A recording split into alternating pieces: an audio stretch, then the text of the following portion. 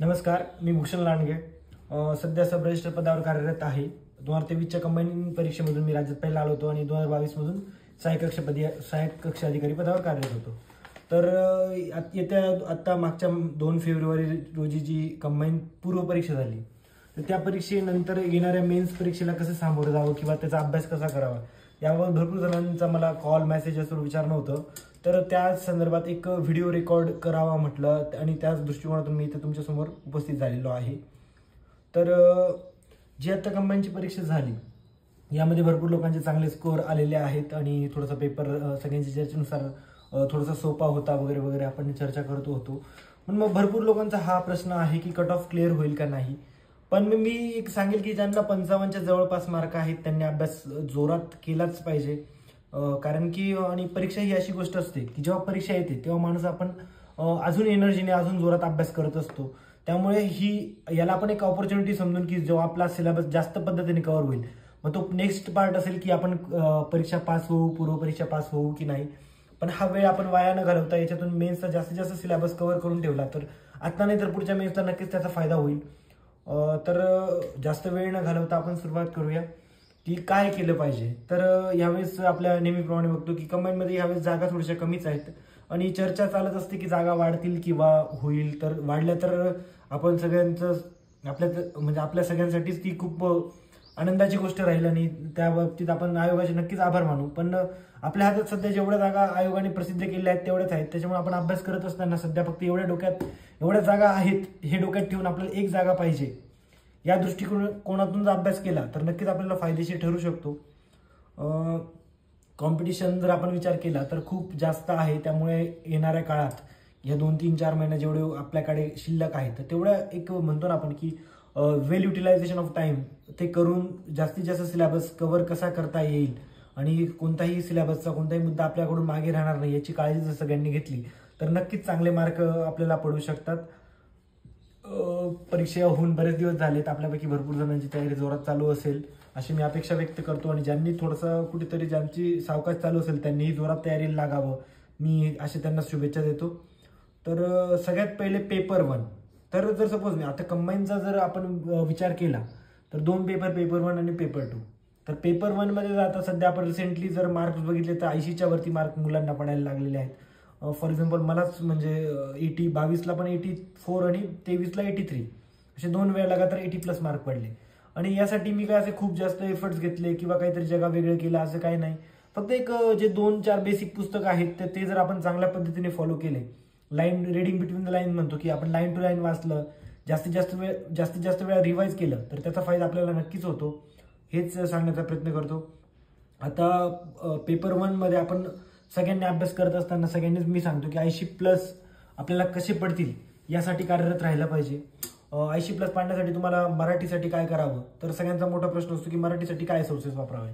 तर सगळेच मोरावाळे सरांचं पुस्तक करतात. तेच जर पुस्तक जर चांगलं केलं, फक्त त्याचा विषय कसा असतो की ते पुस्तक इनिशियली वाचताना थोडंसं अवघड जातं. म्हणजे आपल्याला एवढी प्रॅक्टिस वाटत नाही, मराठी आपण करत नाही. कारण की आपल्यापैकी भरपूर लोक हे डायरेक्ट मेन्सच्या वेळेस मराठीला हात लावत असतात. त्याच्यामुळे आधी एवढी जास्त वाचन नसल्यामुळे ते कुठेतरी तो सब्जेक्ट आपल्याला हार्ड वाटत असतो. पण जेव्हा आपण त्याला रिपीटेडली वाचायला लागतो, 2-4 रिडिंग झाल्यानंतर कुठेतरी तो सब्जेक्ट आपल्याला इझी वाटायला लागतो. आणि प्रत्येक रिडिंग करत असताना आपल्याला काही काही गोष्टी असतात ज्या नवीन वाटायला लागतात. त्याच्यासोबतच PYQ अनालिसिस आपण जी म्हणतो लोकसेवा पब्लिकेशनच्या पुस्तकातून, त्याच्यात 1984 पासून आतापर्यंत आलेले आयोगाचे सगळे मराठीचे क्वेश्चन दिलेले आहेत. त्याच्यात काही प्रश्न जे असे होतात की जे एक्सेप्शन्स वेगळ्याच प्रकारचे काहीतरी आहेत तर त्या गोष्टी आपल्याला त्या प्रश्नांमधून क्लिअर होऊ शकतात. त्या आपण स्पष्टीकरण जर जास्त चांगल्या पद्धतीने जर वाचलं तर तशा प्रकारचा प्रश्न आल्यावर आपण कसा अप्रोच असला पाहिजे आपल्याला, तर ती एकदम परफेक्ट आयडिया त्याच्यातून येते. त्याच्यामुळे PYQ अनालिसिस सोबत मोरावाळे सरांचं पुस्तक जर चांगलं केलं आणि व्होकॅबसाठी मी म्हणेल की जोपर्यंत तुमच्या PYQ भरपूर व्होकॅब आहेत त्याही करणं जवळपास 300-400 पेजेसच्या जवळपास व्होकॅब असतील PYQ आलेल्या. जोपर्यंत त्या PYQ तुमच्या परफेक्ट होत नाही तोपर्यंत दुसरे करण्यात मला असं वाटतं की दुसरं सोर्सेस यूज करणं थोडंसं चुकीचं ठरेल. त्यामुळे पहिले ह्या गोष्टी एकदम परफेक्ट करून घ्याव्या आणि त्याच्यानंतर तुम्हाला काही एक्स्ट्रा सोर्सेस वापरायचे असतील तर तुम्ही ते नक्कीच वापरू शकतात. मराठीचा पेपरचा पॅटर्न बघितला आपण तर काहीतरी गोष्टी अशा एकदम मोरावाळंबीमधल्या बारीक गोष्टी असतात, बारीक लाईन असते जी आपण कधीतरी इग्नोर करू शकतो की तेवढी आपल्याला महत्वपूर्ण वाटत नाही, पण त्या लाईनवर कुठेतरी प्रश्न आलेला असतो. तर आपण ही काळजी घेतली पाहिजे की वाचताना प्रत्येक गोष्ट जर सपोज PYQ अनालिसिस बघितलं तर आपल्याला एक अंदाज येतो की याच्यावर प्रश्न येऊ शकतो आणि परीक्षेत तो तसाच प्रश्न आपल्याला दिसतो. सो ते करा. मराठी आणि इंग्लिश वाचत असताना रीडिंग स्पीड आपला फास्ट असला पाहिजे, कारण की ते जेवढा वेळा रिवाइज होणार आहे तेवढा तुम्हाला फायदा ठरणार आहे. त्याच्यानंतर अजून काय सांगेल मी तुम्हाला की मराठी करताना मराठी इंग्लिशसाठी रोज काहीतरी तुमचा जर सपोज आता जर जे राज्यसेवेचा अभ्यास करत नसतील आणि जे फक्त कंबाईनचा अभ्यास करत असतील तर त्यांना मी नक्कीच सल्ला देईल की त्यांनी हाफ डे जवळपास 5 to 6 आवर्स हे मराठी इंग्लिशचा अभ्यास करावा, कारण की पेपर 1 असा सब्जेक्ट आहे की तो तुम्ही मार्क भेटू शकतो, म्हणजे त्याला 80 मार्क भेटू शकतात. पण तेच जर GS2च्या बाबतीत बोलायचं झालं तर कोणीही एवढं कॉन्फिडेंटली बोलू शकत नाही की मला 80 मार्क पडतील, कारण की तो रिलेटिव्हली पेपर म्हणजे प्रीचा पेपर टाईप पेपर असतो. त्याच्यात मॅथ्स 20 प्रश्न असतात, 20-22 प्रश्न असतात. सो ते सोडवणं तो कुठेतरी अवघड म्हणू शकतो आपण, की तिथे 60-65 मार्क पाडणं सुद्धा थोडीशी एकदम नाही कसं 60-65 मार्क पाडणंच अवघड गोष्ट आहे. तर आपण 80चा तिथे विचार करू शकत नाही. त्यामुळे आपल्याला जर सपोज पेपर 1ला 80 मार्क पाडायचे असतील तर 5-6 तास आपण नक्कीच मराठी इंग्लिशला दिले पाहिजे. इंग्लिशचा अभ्यास करत असताना आपण झिरो एरर पुस्तक जे तर ते एकदम जास्तीत जास्त वेळा रिवाइज करा. सरळ आपल्याला फक्त स्टेटमेंट बदलून सेम पॅटर्ननी क्वेश्चन दिसतात.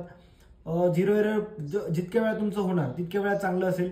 व्होकॅब त्याच्यातली जी व्होकॅब मागे दिलेली आहे तर ती व्होकॅब जास्तीत जास्त म्हणजे मी तर म्हणेल की तोंडपाठ कशी होईल याच्यावर जोर द्या. आता भरपूर लोकांना प्रश्न पडेल की सर तुम्ही तोंडपाठ करायला लावताय, पण कंबाईनचा जर आपण विचार केला तर 1 तासामध्ये 60 मिनिटामध्ये 100 प्रश्न सोडवायचे असतात. आणि कुठेतरी ते जे म्हणतो की आपल्याला प्रश्न बघितल्या काही प्रश्नांची उत्तर हे लगेच आले पाहिजे, त्याच्यासाठी पाठांतराशिवाय कोणताही पर्याय नाही असं मला वाटतं. जर सपोज तुमचं पाठांतर असलं तर जो वेळ तुमचा वाचेल तर तो इतर जे प्रश्न अवघड आहेत त्यांना देऊन तुम्ही तो विचार करू शकता आणि त्याचा नक्कीच तुम्हाला फायदा ठरू शकतो.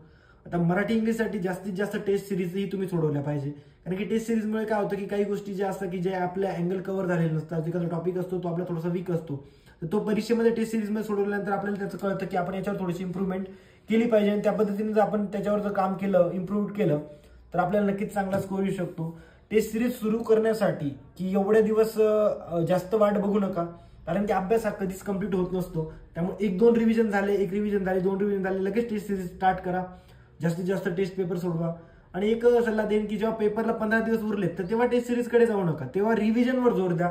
कारण की तेव्हा जेव्हा आपण टेस्ट सिरीज सोडवली आणि एखादा पेपर हार्ड असेल, कदाचित तो टेस्ट डिझाईन करणाऱ्यांनी हार्ड सेट केला असेल आणि आपल्याला जर कमी मार्क पडले तर कुठेतरी आपण निगेटिव्ह होऊ शकतो. ते काय कुठेतरी आपल्या त्या माइंडमध्ये ती नेहमी लक्षात राहू म्हणजे चालू शकतं की मला मराठीला थोडेसे कमी मार्क आले. त्याच्यामुळे ही रिस्क घेण्यापेक्षा काय पेपर तुम्हाला सोडवायचे असतील तर ते पेपरच्या 15 दिवस आधी जास्तीत जास्त पेपर सोडून मोकळे व्हा. त्याच्यामुळे तुम्हाला एक थोडासा आणि एक अंदाज पण येतो की पेपर कसा सोडवावा. पेपर सोडवत असताना 60 मिनिटं जरी असले तरी 30-30 मिनिटाचं गणित कोणीही करू नका, कारण की इंग्लिश आपली सेकंड लँग्वेज असल्यामुळे थर्ड लँग्वेज असल्यामुळे ते आपल्याला एवढं परफेक्टली येत नाही. त्याला थोडासा आपल्याला प्रत्येक प्रश्नाला विचार करावा लागतो. ज्याप्रमाणे मराठीचे प्रश्न बघितल्या आपण उत्तर देऊ शकतो तसं आपण इंग्लिशचं करू शकत नाही. त्यामुळे 20 ते 25 मिनिटात मराठीचा पेपर सोडवण्याचा प्रयत्न करून उरलेले 35 मिनिटं तुम्ही इंग्रजीला देण्याचा प्रयत्न करा, म्हणजे तुम्हाला नक्कीच मदत होईल. भरपूर लोक अशी चूक करतात की एक प्रश्न सोडून उत्तर देण्याचा प्रयत्न करतात. एक प्रश्न सोडवला की इकडे लगेच गोळा करायचा, पण तसं नका करू. मी सांगेल की ऍटलिस्ट 45 प्रश्न तुम्ही मराठीचे सोडवून घ्या, त्याच्यानंतर गोळे करा, पॅसेज घ्या, त्याच्यानंतर परत इंग्लिशचे 45 प्रश्न घ्या आणि पॅसेज घ्या. दोन्ही पॅसेज शेवटी सोडवू नका, कारण की वेळ जेव्हा जातो तेव्हा पॅसेज आपल्याला हार्ड वाटायला लागतो. त्याच्यामुळे मराठीचा पेपर सुरू केला, मराठीचा पॅसेज संपून घ्या, त्याच्यानंतर इंग्लिशला सुरुवात करा, इंग्लिश ग्रामर कंप्लीट करा, त्याच्यानंतर पॅसेज घ्या. अशा पद्धतीने जर तुम्ही चांगलं केलं तर नक्कीच तुम्हाला चांगले मार्क पडू शकतात. मी माझ्यावरून सांगतो की मी या 4 पुस्तकांच्या व्यतिरिक्त काहीही जास्त अभ्यास केला नव्हता. जेव्हा वेळ भेटेल तेव्हा युट्यूबवर तुम्ही इडियम, फ्रेजेस किंवा वन वर्ड सबस्टिट्यूशनचे व्हिडिओ लावून येतात ऐकू शकता. तेही तुम्हाला नक्कीच ते बेनिफिशियल ठरू शकतो. त्याच्यामुळे जास्तीत जास्त आता अभ्यास करा, कारण की म्हणतात की युद्धाच्या काळात जर शांततेच्या काळात घाम गाळला तर युद्धाच्या काळात रक्त सांडावं लागत नाही. तर आपल्याकडे हा शांततेचा काळ समजूया, याच्यात खूप जास्त मेहनत घ्या, जेणेकरून जो परीक्षेचा पेपर आल्यानंतर तुम्हाला, आणि लिटरली सांगतो की जेव्हा तुम्ही मोरावाळे आंबे सरांचं पुस्तक किंवा झिरो जेव्हा चांगलं केलं असतं तर तुम्हाला जेव्हा पेपर सोडवत असतो ना तेव्हा आपल्याला लिटरली आठवतं की हा प्रश्न कुठून विचारला, याला काय म्हणायचंय, आणि आपण त्या प्रश्नाकडे बघून हसत असतो की हे तर मला माहिती होतं आणि हेच विचारलं. म्हणजे आपल्याला जे अपेक्षित असतं की हा विचारू शकतो इथे, ते सरळ प्रश्न आपल्याला त्या परीक्षेत दिसतात. सो ह्या गोष्टी आहेत. त्यामुळे मराठी इंग्लिशला जास्तीत जास्त इम्पॉर्टन्स द्या, कारण की मराठी इंग्लिशच्या पेपरला जर तुमचे चांगले मार्क नाही आले तर तुम्ही पेपर 2 मध्ये कव्हर करू शकत नाही. दिवसेंदिवस रिलेटिव्ह कॉम्पिटिशन आहे, कॉम्पिटिशन वाढते आहे, मार्क्स मुलांना चांगले पडत आहे. त्याच्यामुळे तुम्ही ती एक गोष्टीची काळजी घ्या, मराठी इंग्लिशला सूट देऊ नका, मराठी इंग्लिशचा जास्तीत जास्त अभ्यास करा. पेपर 2 बद्दल बोलायचं झालं तर पेपर 2 असा पेपर आहे की जवळपास आपण प्रीचा जो पेपर आता दिलेला आहे आणि मेन्सचा पेपर याच्यामध्ये काही जास्त फरक नाहीये. काही टॉपिक सोडले तर बऱ्यापैकी सगळा सिलेबस 50-60-70% सिलेबस हा कॉमनच आहे. काही गोष्टी ज्या नवीन ऍड झालेल्या आहेत, इकॉनॉमीच्या काही नवीन नवीन थिअरीज वगैरे दिसल्या तर PYQच्या दृष्टिकोनातून तशा प्रकारे प्रिपेअर करा. आणि पेपर 2 साठी फॅक्ट्सवर जोर द्या. आपल्याला पॉलिटीला आउट ऑफ मार्क कसे काढता येतील, कारण की पॉलिटी सारख्या सब्जेक्टमध्ये आपण नक्कीच आउट ऑफ मार्कसाठी गेलं पाहिजे. त्यासाठी काय केलं पाहिजे तर फॅक्ट्स ज्या म्हणजे राष्ट्रपती राष्ट्रपती असेल, आणीबाणी असेल, सगळ्या गोष्टी या तुमच्या तोंडपाठ असल्या पाहिजे. या गोष्टींवर जोर दिला तर नक्कीच पॉलिटी सारख्या विषयामध्ये तुम्ही चांगले मार्क घेऊ शकतात. आता मी 2022ला म्हणजे आता भरपूर त्या व्हिडिओमध्ये बोललो होतो की मला 2022ला सायन्सला 0 मार्क पडले होते. पण असं म्हणजे ही 0 मार्क जरी पडले होते तरी मी सायन्सचा अभ्यास केला होता. त्यामुळे असं कोणीही गृहीत धरू नका की सायन्स नाही केलं म्हणूनही तरीही आपण पास होऊ शकतो. असं नसतं. तुम्हाला प्रत्येक MPSCचा अभ्यास करत असताना कोणत्याच सब्जेक्ट तुम्ही सोडू शकत नाही. प्रत्येकाला वेटेज द्यावंच लागेल, कारण की काही सांगता येत नाही कोणता पेपर सोपा येईल, कोणता पेपर अवघड येईल. एखादा सब्जेक्ट हार्ड असू शकतो, एखादा सब्जेक्ट सोपा असू शकतो. त्यामुळे आपण सगळा सिलेबस कव्हर करा आणि त्याच्यानंतर पेपरला गेल्यानंतर आपल्याला एक वेगळाच कॉन्फिडन्सही असतो पेपरला बसल्यावर की मी माझा सगळा सिलेबस कव्हर झालाय, त्याच्यामुळे मला हा पेपर चांगला जाईल. करंट आता काही दिवस मला असं वाटतं की आता जवळपास 2-3 महिने असतील तर थोडेसे दिवस मॅथ्सवर जोर द्या. एवढे हा एक म्हणजे फेब आणि 15 मार्चपर्यंत जास्तीत जास्त मॅथ्स म्हणजे 1 तास मॅथ देतो, 2 तास मॅथ कव्हर करून करंट थोडंसं बाजूला ठेवलं तर चालेल असं मला वाटतं. वैयक्तिक मत आहे, हे प्रत्येकाचं व्हेरी करू शकतं. आणि 15 मार्च नंतर ते करंट घेऊन मग सोबत करंट आणि मॅथ्स असं केलं तर चांगलं ठरेल, कारण की करंट आता बऱ्यापैकी तुम्ही प्रीच्या वेळेस चांगलं केलेलं आहे. हे त्या 2-4 महिन्याचं चांगलं करून मॅथ्सवर जर जोर दिला तर ते फायद्याचं ठरू शकतो. मॅथ्सची प्रॅक्टिस करत असताना जे रिसेंटली पेपर झाले आयोगाचे म्हणजे आता 2022चे मेन्सचे पेपर बघू नका, कारण की 2022च्या मेन्सपर्यंतचा सिलेबस वेगळा होता. 2022 मेन्स नंतर 2023ला चेंज झालेला आहे. तर 2023 जो प्रीचे पेपर आणि 2023चा मेन्सचा पेपर, ग्रुप बीचा, ग्रुप सीचा, हे दोघं पेपरमध्ये आलेले प्रश्न, परत आता समाज कल्याणचा मागे झालेला पेपर, या प्रश्न याच्यामध्ये आलेले जे मॅथचे प्रश्न आहे तर ते मॅथचे प्रश्न आपल्याला कशा प्रकारे चांगले म्हणजे त्याचे सगळे अँगल कसे कव्हर होतील यासाठी सगळ्यांनी प्रयत्न करा. त्याच्यानंतरून सायन्स मी तुम्हाला ते सांगितलं की सायन्स सोडू नका. सायन्सचे PYQ अनालिसिस एकदम परफेक्ट करा की सायन्सला प्रश्न काय विचारले जात आहेत, म्हणजे रिपीटेड दिसतो पॅटर्न, तो पॅटर्न आपण सोडू नका. PYQ अनालिसिसवर जोर द्या सायन्सच्या बाबतीत मी म्हणेल, कारण की सायन्स खूप फास्ट सब्जेक्ट आहे, त्याच्यात विचारण्याचा स्कोप भरपूर आहे. तर आपण ॲटलिस्ट 7+ मार्क्स तरी आपल्याला पडले पाहिजे याची सगळ्यांनी काळजी घ्या. जॉग्राफीमध्ये सरळ आपल्याला गोष्टी असतात, त्याच्यामुळे फॅक्ट्स तिथे तालुके, जिल्हे किंवा आपले क्षेत्रफळ, लांबी, रुंदी, या सगळ्या गोष्टी जर आपण नीट लक्षात ठेवण्याचा प्रयत्न केला, जास्तीत जास्त वेळा रिवाईज केलं तर तुम्हाला ते नक्कीच फायदेशीर ठरू शकतो. हिस्ट्रीचा अभ्यास करत असताना समाजसुधारक मेन्सला थोडेसे कुठेतरी प्रमाण कमी असतं, पण ते पण चांगले करा. येणाऱ्या संस्था, वेगवेगळ्या संस्थाच्या स्थापन झालेल्या आहेत, त्याच्यातून त्या संस्था लक्षात ठेवण्याचा प्रयत्न करा, वर्ष लक्षात ठेवण्याचा प्रयत्न करा. कारण की जर एखादी गोष्ट असते की जी आपण सरळ जर आपल्याला फॅक्ट्स माहिती असली तर आपण तो नक्कीच प्रश्न पटकन अटेंड करू शकतो. पण जर सपोज सायन्स हिस्ट्रीच्या बाबतीत असं असतं की एकदा तुम्ही कन्फ्युज झालात तर मग तिथे कुठेतरी आपण स्टक करतो, तर ते स्टक होणार नाही याची सगळ्यांनी काळजी घ्या. त्याच्यासाठी हिस्ट्री करत असताना समाजसुधारक डिस्कस जर करता आले कोणासोबत तर करत राहा. 1-2 समाजसुधारक आपण करून सगळा सिलेबस चांगल्या पद्धतीने संपवू शकतो. आता मी म्हणेल की येणाऱ्या काळात सगळ्यांनी थोडंसं जे म्हणतो की बाकी गोष्टी सगळ्या गोष्टी आता इंस्टाग्राम वगैरे असेल किंवा व्हॉट्सअप वापरत असाल तर थोडंसं अवॉइड करण्याचा प्रयत्न करा. हा येणारा काळ हा एकदम नाही का महत्त्वाचा काळ असं समजा. आणि एकदा जर परीक्षेत यश मिळाल्यानंतर आपल्याला भरपूर वेळ हा इंस्टा, व्हॉट्सअपवर आपण घालू शकतो, नक्कीच घालू शकतो. आणि आपल्यापैकी भरपूर जण मला बघतही असतील की पण मग एक वेळ असते की प्रत्येक गोष्टीला एक वेळ येते, तर ती वेळेची तुम्ही नक्कीच वाट बघा. तुमचाही वेळ नक्कीच येईल असं सांगेल. हार्डवर्क करा, हार्डवर्कसोबत स्मार्टवर्क करा की वेळेचा सदुपयोग तुम्हाला कसा करता येईल यासाठी नक्कीच सगळ्यांनी प्रयत्नशील राहा. कन्सिस्टन्सी ठेवा, वेळेत पण कन्सिस्टन्सी ठेवा आणि रोज डेली बेसिसवर अभ्यास करा. जास्तीत जास्त म्हणजे नाही का कुठेतरी टाइमपास जो म्हणतो आपण चहा पिण्यासाठी किंवा नाश्त्यासाठी होणारा वेळ कसा कमी करता येईल अजून तो मिनिमाइज करण्याचा प्रयत्न करा. आणि तो युटिलायझेशन म्हणतो आपण स्मार्ट वेने, तो युटिलाइज कसा करता येईल त्याच्यासाठी नक्कीच प्रयत्नशील राहा. कुठेतरी MPSCमध्ये थोडंफार नशीब असतं, पण मग मी सांगेल की नशीब त्यालाच साथ देतं की जो मेहनत घेतो, जो मेहनत घेण्याची तयारी ठेवतो. त्याच्यामुळे तुम्ही नक्की मेहनत घ्या. येणाऱ्या परीक्षेसाठी तुम्हाला खूप खूप शुभेच्छा.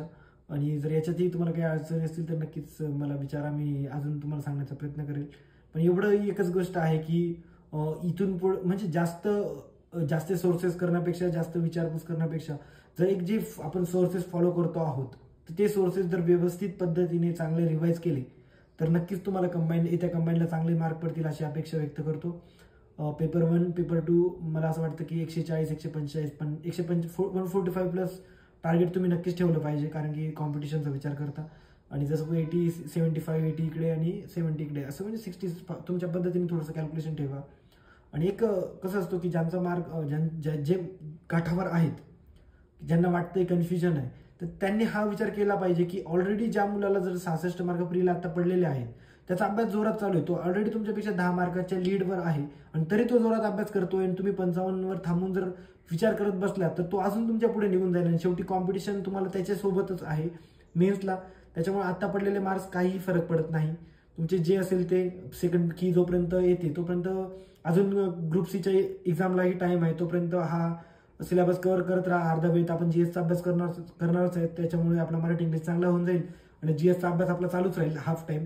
आणि नंतर जेव्हा सेकंड की येईल त्याच्यानंतर एक परफेक्ट अंदाज आल्यानंतर तुम्ही मग वाटलं तर ही मेन्स कंटिन्यू करू शकता किंवा मग नाहीतर याच्यातून बाहेर पडून ग्रुप सीच्या प्रीसाठी तुम्ही तयारी करू शकता. सो आताचा वेळ नक्कीच सगळ्यांनी युटिलाइज करा. येणाऱ्या परीक्षेसाठी तुम्हाला परत एकदा खूप खूप शुभेच्छा. थँक्यू.